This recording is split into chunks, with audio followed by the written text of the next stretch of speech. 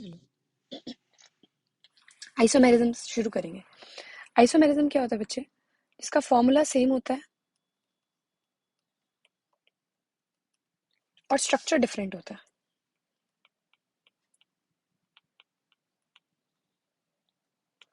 होता क्या इसमें देखो, सबसे पहले हम करते हैं स्ट्रक्चरल आइसोमेरिज्म। स्ट्रक्चरल आइसोमेरिज्म में हमें 4 करने हैं। पहला है लिंकेज, दूसरा है कोऑर्डिनेशन, तीसरा आयनाइजेशन और चौथा है सॉल्वेट और हाइड्रेट आइसोमेरिज्म को बोलते हैं। और दूसरा स्टीरियो। स्टीरियो मतलब स्पेशियल अरेंजमेंट में फर्क आ जाता है, ठीक है। एक हम इसमें ज्योमेट्रिकल पढ़ेंगे, एक हम इसमें ऑप्टिकल पढ़ेंगे, ठीक है। सबसे पहला था स्ट्रक्चरल में लिंकेज। लिंकेज में समझ आ रहा है, लिंक चेंज होता है, लिगेंड सेम रहता है, बस लिंक चेंज हो जाता है। कैसे देखो, जैसे मैंने CN से पहले बॉन्डिंग की, फिर मैंने NC से नाइट्रोजन से बॉन्डिंग की, तो पहले ये साइनाइड था,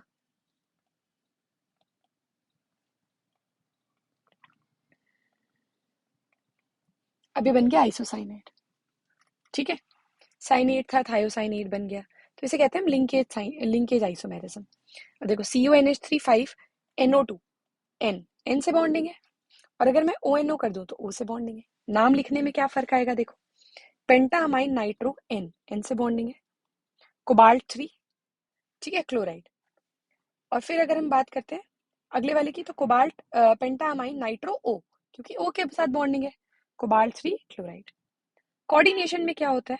कोऑर्डिनेशन में हम ऐसे कॉम्प्लेक्स लेते हैं जिसमें कटायन और अनायन दोनों हमारा कॉम्प्लेक्स है। मान लो ये कटायन है और ये अनायन है, ये दोनों का दोनों हमारा कॉम्प्लेक्स है। इसमें होता क्या बेटे, जो हमारा काउंटर आयन है या हमारा जो मेटल एटम है वो चाहिए, कोबाल्ट और क्रोमियम का देखो स्विच आया, क्रोमियम इधर आ गया, कोबाल्ट उधर, तो इसे हम बोलते हैं कोऑर्डिनेशन आइसोमेरिज्म, ठीक है। इसमें ये होता है। एक आता है आयनाइजेशन। आयनाइजेशन में क्या होता है, जो काउंटर आयन है has a potential to become a ligand and the ligand has a potential to become a counter ion, ठीक है। तो मतलब देखो CuNH3 5 SO4 और Br है। अब Br अंदर आ जाए मतलब कैसे बिहेव करेगा, Br लीगेंड की तरह बिहेव करेगा, और SO4 अगर बाहर चला गया तो SO4 काउंटर आयन की तरह बिहेव करेगा। ये फर्क आ जाता है, इसे कहते हैं आयनाइजेशन आइसोमेरिज्म। उसके बाद कहते हैं हम सॉल्वेट आइसोमेरिज्म। सॉल्वेट आइसोमेरिज्म में क्या आता है, हम उसमें क्या करते हैं, वाटर एक सॉल्वेंट है, it is a type of ionization, ये एक आयनाइजेशन का ही टाइप है।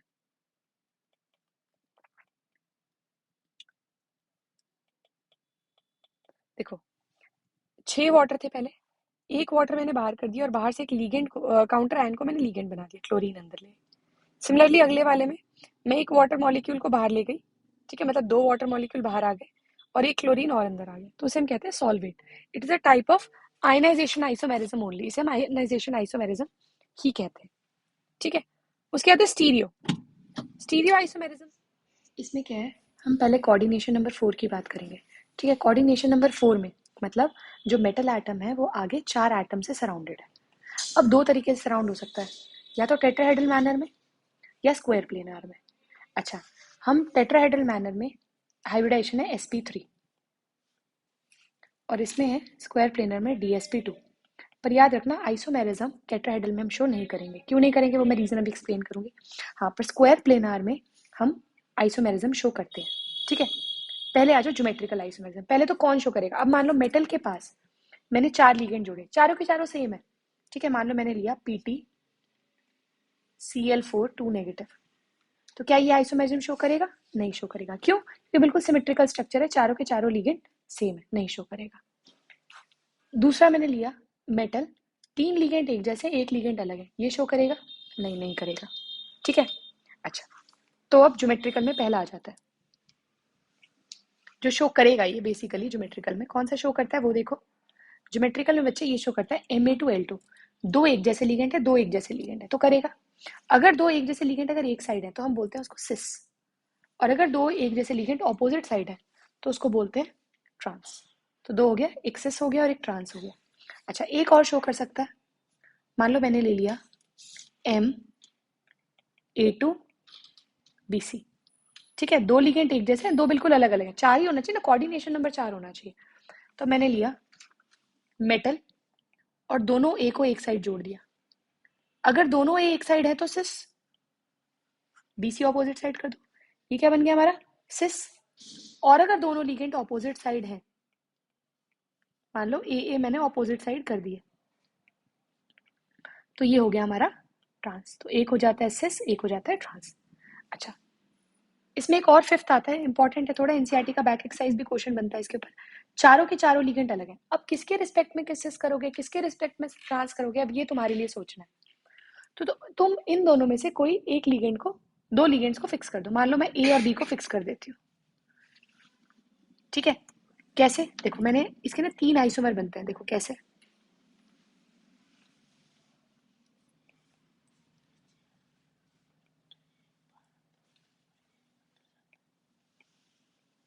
अब देखो मैंने बोला ए बी जब तक साथ रहेंगे सिस, तो देखो इस वाले में ए बी साथ बनाया मैंने, सिस ए बी साथ रहेगा सिस। पर अगर ए बी ऑपोजिट साइड आता है तो ये बन जाता है ट्रांस, ठीक है। तो दो सिस और एक ट्रांस आइसोमर हम इसमें बनाते हैं, C D C D C D C D कहीं भी प्लेस कर दो। अब है ऑक्टाहेड्रल। ऑक्टाहेड्रल में कोऑर्डिनेशन नंबर 6 है, मतलब मेटल आगे 6 लिगेंड से सराउंडेड है, ठीक है। अब देखो आइसोमेरिज्म शो करवाएंगे पहले, इसमें हम ज्योमेट्रिकल और ऑप्टिकल दोनों इकट्ठे हम देखेंगे। देखो MA4L2, दो लिगेंड एक जैसे हैं तो उनके लिए हम चल लेंगे। अगर दो एक जैसे लिगेंड ऑपोजिट साइड है तो ये बन गया ट्रांस, और अगर दो एक जैसे लिगेंड सेम साइड है तो ये बना दिया मैंने सिस। अब मैं क्या कर रही हूँ, बीच में एक मिरर इमेज लगाती हूँ। ये मैंने इसकी मिरर इमेज बनाई ट्रांस की, और ये मैंने बनाई सिस की मिरर इमेज। क्या देखने को मिलेगा, अगर तुम ट्रांस वाली मिरर इमेज को, अगर तुम देखो मैं ये ट्रांस वाली मिरर इमेज को यहां से उठाती हूँ, देखना अगर मैं इस ट्रांस वाली मिरर इमेज को इसके ऊपर रखती हूँ तो देखो रखी जा रही है ना, बिल्कुल देखो बिल्कुल इसके ऊपर सुपर इम्पोज कर रही है। तो ऐसी मिरर इमेज जो सुपर इम्पोज कर जाए तो उसे हम बोलते हैं ऑप्टिकली इनएक्टिव, ठीक है। देखो सुपर इम्पोज कर गई ना, बिल्कुल मिरर इमेज को उठा के मैंने यहाँ से सुपर इम्पोज कर दी। अब देखो मतलब ये ऑप्टिकली इनएक्टिव है। दूसरा लेते हैं, सिस वाले को लेके देखो, चलो लेते हैं, उठाएं, चलो इसको लग के देखो, नहीं हुआ ना। देखो ये जो लिगेंड है, देखो नहीं हुए सुपर इम्पोज, मतलब ये ऑप्टिकली एक्टिव है। अगर non super imposable mirror images बन जाती है तो वो ऑप्टिकली एक्टिव कहलाती है।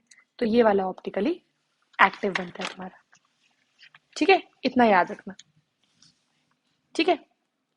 उसके बाद है चार एक जैसे लिगेंड है, दो एक जैसे। अगर दो एक जैसे है तो उसके रिस्पेक्ट में हम ले लेते हैं, ठीक है। कैसे लेंगे हम उसके रिस्पेक्ट में, देखो एक बार देखो, अगर बी और सी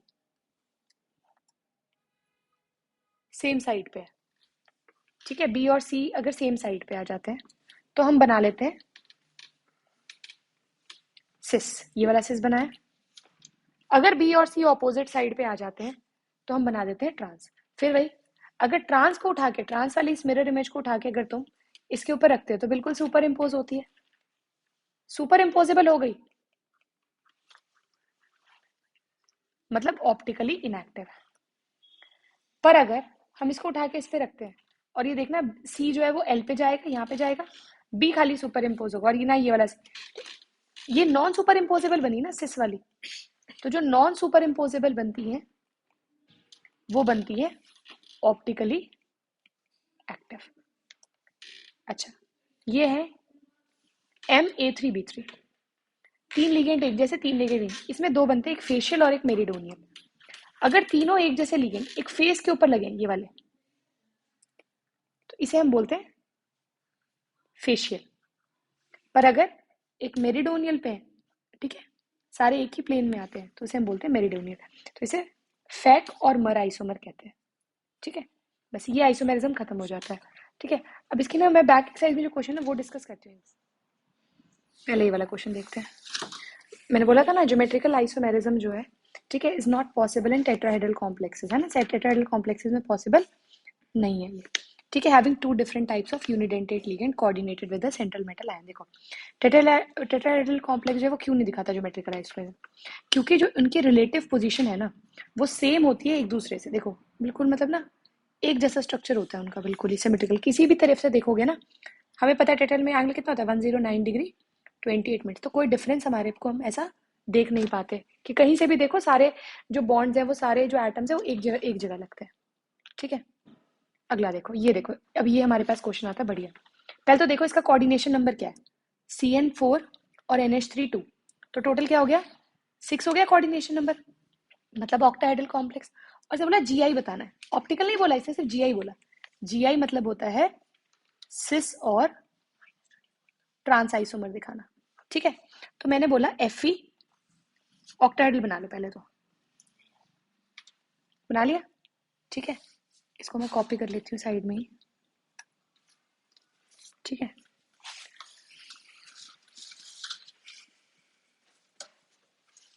ठीक है, ये कॉपी कर लिया मैंने, बिल्कुल सेम है। अब देखो फर्क क्या है सिस और ट्रांस का। देखो अब मैं CN के रिस्पेक्ट में करूं, अगर दोनों CN में सेम साइड पे कर देती हूँ, अगर मैं दोनों CN सेम साइड पे कर दूं, CN इधर CN इधर, तो मैंने बनाया सिस। अगर मैं दोनों CN ऑपोजिट साइड पे कर देती हूँ तो मैंने बनाया ट्रांस। ठीक है,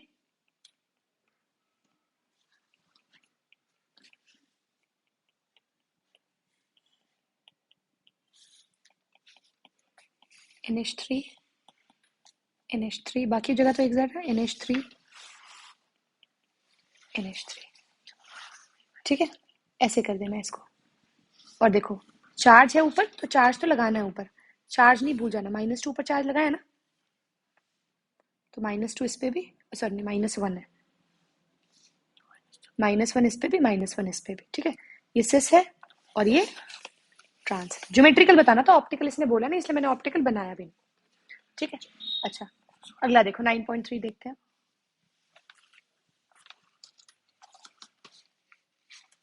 अच्छा एक सेकंड, एक इसमें एक क्वेश्चन रह गया हमारा, 9.6 रह गया। ठीक है, इसके बाद है इसी क्वेश्चन को एक्सपैंड किया हुआ। इसने बोला इन दोनों में से ये बताओ ऑप्टिकली एक्टिव कौन सा है। ठीक है, दोनों की मिरर इमेज बनानी पड़ेगी ना, सिस की भी और ट्रांस की भी। ठीक है, एक बार कॉपी करूं मैं इसको पहले, चलो पहले इसको कॉपी कर लेते हैं एक बार। चलो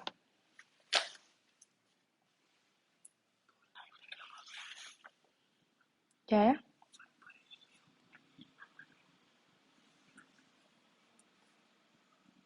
सिस को पहले कॉपी करते हैं।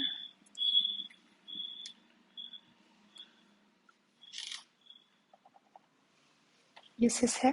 ठीक है, फिर ट्रांस करेंगे एक बार।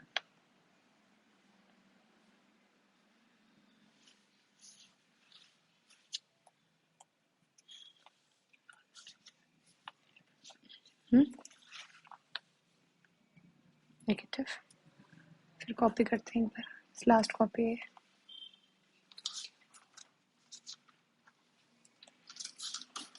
ठीक है,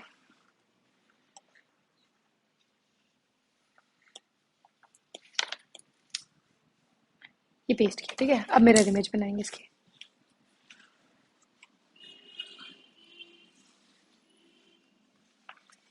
बीच में मिरर डाला। देखो इसमें तो थोड़ा सा चेंज करना पड़ेगा, CN इधर NH3 इधर। ठीक है, ये इसकी मिरर इमेज और ये इसकी। ठीक है, मिरर इमेज बन गई। अब देखो ट्रांस की अगर मैं मिरर इमेज उठा के रखूँ ना, ट्रांस तो बिल्कुल सेम आती है, तो मतलब ये आता है सुपर इम्पोजेबल। ये क्या है, सुपर इम्पोजेबल। अगर सुपर इम्पोजेबल मिरर इमेज बनती है तो ऑप्टिकली इनएक्टिव बनती है ना। और अगर ये नॉन सुपर इम्पोजेबल है, नहीं हो रही एक दूसरे के ऊपर super impose, non super imposable जो होती है, ठीक है, वो होती हैं ऑप्टिकली एक्टिव। ठीक है, होगी। ठीक है, तो दोनों में से हमने ये बता दिया ऑप्टिकली एक्टिव कौन सी है। अगले क्वेश्चन पे चलते हैं, चलो आज जो 9.3 है ये इन टेक्स्ट का ये है। इन्होंने बोला है ये बताओ which type of isomerism will be shown by the following. ठीक है, ये कौन कौन से आइसोमेरिज्म दिखा पाएंगे। ठीक है, तो हमने लिया KCr, पहले वाला लेते हैं, KCr H2O2 C2O4 2। बेटा ये बात याद रखना, ये बाइडेंटेट लिगेंड है, ठीक है। इसका स्ट्रक्चर ऐसे होता है COO-, या हम इसको OX भी लिख देते हैं, ऑक्सिलेट, दो साइड से डोनेट करेगा, ऐसे भी दिखा देते हैं। अब देखो बनाए एक बार पहले, चलो आ जाओ, पहले बनाया हमने CR लिया, ऑक्टाहेड्रली बनेगा,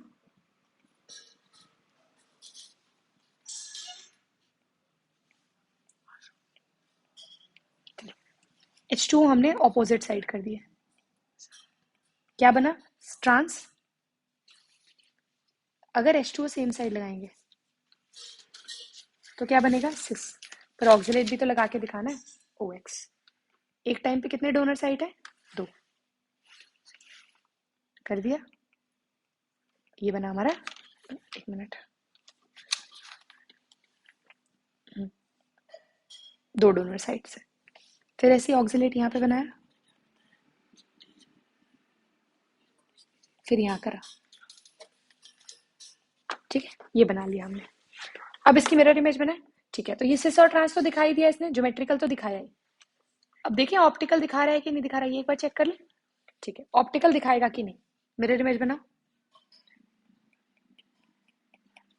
नॉन सुपर इम्पोजेबल है,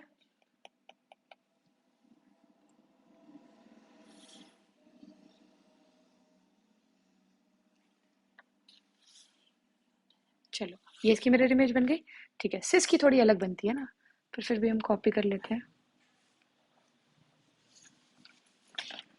ठीक है। इसमें तो फर्क आ जाएगा थोड़ा,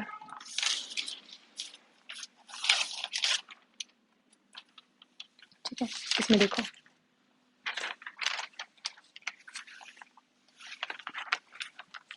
ये इधर बनेगा ऑक्सिलेट,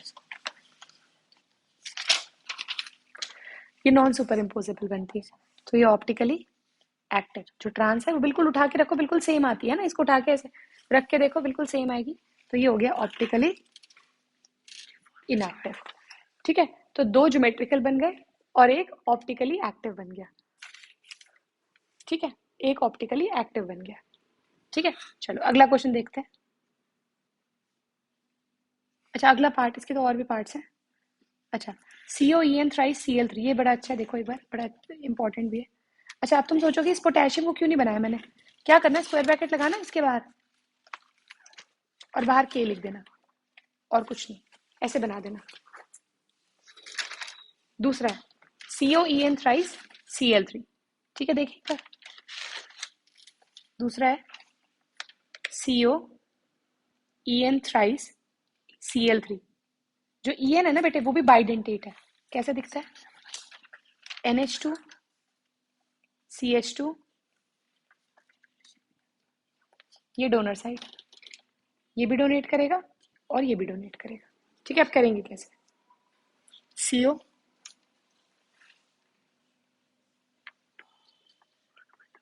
ठीक है, इसमें एक ही बनेगा, एक EN लिया मैंने, दूसरा EN लिया, एक और EN लेंगे, देखो इसकी मिरर इमेज बनाओ, नहीं होगी सुपर इम्पोज, करके देखो एक बार,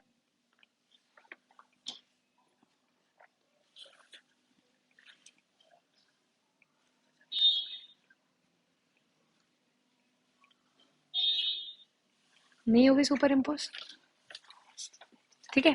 तो ये ऑप्टिकली एक्टिव हो गया, ठीक है। अच्छा थर्ड फोर्थ तुम ट्राई करके देखना एक बार, बन जाएगा। ये वो है हमारा कोऑर्डिनेशन नंबर 4 वाला, Cl के रिस्पेक्ट में सिस ट्रांस कर देना, ठीक है। इसमें क्या है, 5 लिगेंड एक जैसे, एक लिगेंड अलग है, तो ये क्या दिखा सकता है हमारा, ये हमारा लिंकेज वाला आइसोमेरिज्म दिखा सकता है ना। NO2 का N से जुड़ेगा और एक बार NO2 O से जुड़ेगा, बना के देख लेना बेटे, नहीं बनेगा तो मेरे को बता देना, ठीक है, पूछ लेना डाउट इसका। अच्छा अगला है, इसको हम यहाँ लेके चलते हैं आगे,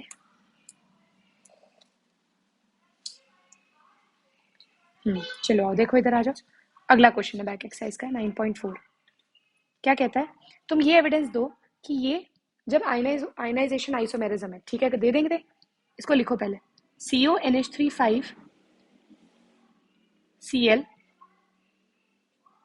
SO4 और CO NH3 5 SO4Cl। चलो इसमें डालो, इसको ना आयनाइज करवाओ, ब्रेक डाउन करो इसको। जब तुम ब्रेक डाउन करोगे तो क्या होगा, CO NH3 5 SO4 के ऊपर +1 चार्ज प्लस Cl के ऊपर -1 चार्ज। ऊपर वाले में Cl के ऊपर +2 चार्ज और SO4 के ऊपर -2। डिसोसिएट करोगे तो यहाँ पे सल्फेट आयन आएंगे, यहाँ पे क्लोराइड आयन आएंगे। ठीक है, फर्क आ जाएगा। अच्छा, अगला 9.4 के बाद अगला देखते हैं क्या बोलता है क्वेश्चन।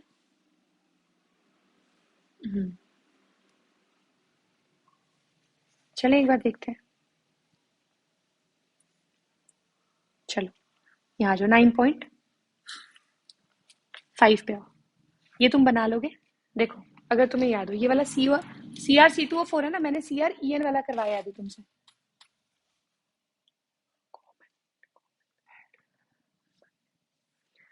ये वाला COEn वाला जो है ना, ये देखो, ये जो किया हमने,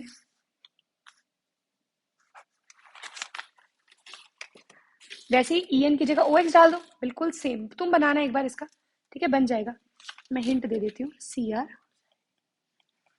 CrOX ऑक्सिलेट है ना, ऐसे कोऑर्डिनेशन आइसोमेरिज्म बना, OX बन गया। इसकी मिरर इमेज बना देना। और ये फेशियल और मेरिडोनियल, देखो तीन एक जैसे देखना वीडियो में, और उसको दोबारा करना फेशियल और मेरिडोनियल के फॉर्म में करना। ठीक है, उस हिसाब से हो जाएगा ये। ठीक है, उसके बाद आगे आ जाओ, अगला क्वेश्चन देखते हैं एक बार क्या है।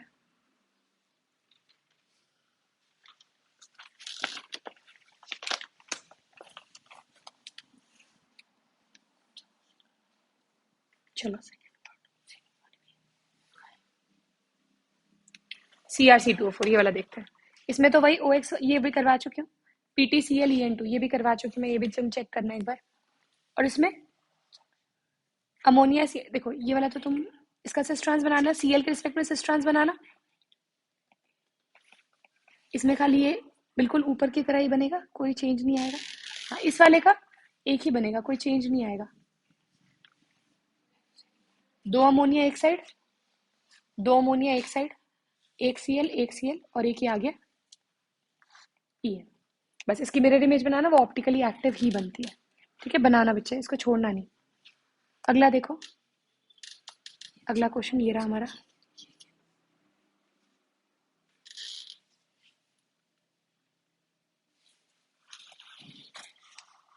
चलो इसमें देखिए कौन कौन से ज्योमेट्रिकल और ऑप्टिकल दोनों दिखाना है। पहले Cl के रिस्पेक्ट में सिस ट्रांस बनाना, ठीक है, सेम वही, और जो सिस है वो ऑप्टिकली एक्टिव निकलेगा। ठीक है, इस केस में अमोनिया और Cl के रिस्पेक्ट में बनाना सिस ट्रांस, और तुम्हें पता है कौन सा ऑप्टिकली एक्टिव निकलता है, सिस वाला ऑप्टिकली एक्टिव निकलता है। इस केस में ये तो ऊपर वाला ही केस बन गया, इसमें तो ऑप्टिकली एक्टिव बनेगा, ज्योमेट्रिकल आइसोमेरिज्म पॉसिबल नहीं होगा, याद रखना। इसमें सिस ट्रांस नहीं दिखा पाते तो। ठीक है, एक रह जाता है तुम्हारा, ये लास्ट है इसका।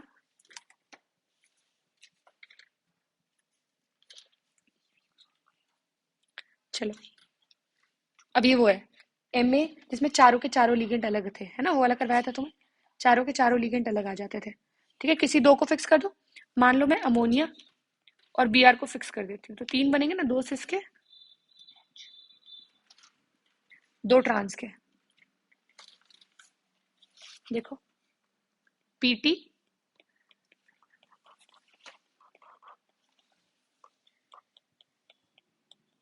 अगर अमोनिया और Br सेम साइड पे है तो सिस सिस, और अमोनिया और Br ऑपोजिट साइड पे है तो trans, Cl Py Cl Py Cl Py, cis cis, और ये हो गया ट्रांस। ठीक है, ये बिल्कुल हमारा ना आइसोमेरिज्म यहाँ पे खत्म। बाद हम BBT पढ़ेंगे, उसके बाद हम CFT पढ़ेंगे। वर्नर थ्योरी जो है ना, वो हमारी क्या करती है, उसने हमें प्राइमरी और सेकेंडरी का कंसेप्ट दिया, प्राइमरी और सेकेंडरी वैलेंसीज का कंसेप्ट दिया।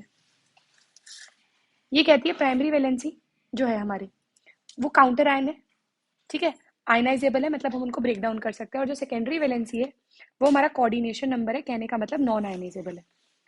जो प्राइमरी वैलेंसी है उसको हम डॉटेड लाइन से शो करते हैं, और जो सेकेंडरी वैलेंसी है उसको हम सॉलिड लाइन से शो करते हैं। पर ठीक है, चलो अब देखो इसके ना क्वेश्चन है वो करना जरूरी है। अब देखो इसने ना क्वेश्चन दिया, अगर मैं ऐसे बोल दूं, चलो एक वैसे मैं एक जनरल में लेती हूँ। इसने बोला ये फॉर्मूला है, और इसने बोला जो मोल पीपीटी आउट हो रहे हैं ना वो हो रहे हैं 2। जब हम Ag3NO3 डालते हैं जो मोल पीपीटी आउट हो रहे हैं वो हो रहे हैं 2, ठीक है। मतलब अगर 2 मोल कहीं से AgNO3 पीपीटी आउट करवा रहा है, मतलब AgCl के 2 मोल पीपीटी आउट हो रहे हैं, मतलब इस फॉर्मूले में Pt NH3 4 और 2 Cl स्क्वायर ब्रैकेट के बाहर होंगे, क्योंकि ब्रेकडाउन हमेशा काउंटर आयन होता है, अंदर वाला तो कुछ होता नहीं, अंदर वाली एंटाइटी तो होती नहीं, तो 2 Cl बाहर होंगे। तो अगर इसकी सेकेंडरी वैलेंसी और प्राइमरी वैलेंसी की बात की जाए, सेकेंडरी वैलेंसी इसकी हो गई 4 और प्राइमरी वैलेंसी हो गई इसकी 2। अगले में फिर इसने बोला कितने मोल पीपीटी आउट कर रहा है, फिर से 2, मतलब जो ये इस फॉर्मूले में से जो Cl बाहर जाएंगे NiH2O6 Cl2, ये पीपीटी आउट कर रहा है, मतलब सेकेंडरी वैलेंसी हो गई 6, प्राइमरी वैलेंसी हो गई 2। थर्ड में देखो कुछ भी नहीं पीपीटी आउट कर रहा, मतलब सब कुछ जो है, जितना भी मेटल के बाद जो भी लिगेंड है वो सब कुछ अंदर है, ठीक है। देखो Cl4 और HCl2 हो गया। उसके बाद अगले केस में ये बोलता है कि 1 मोल पीपीटी आउट हो रहा है।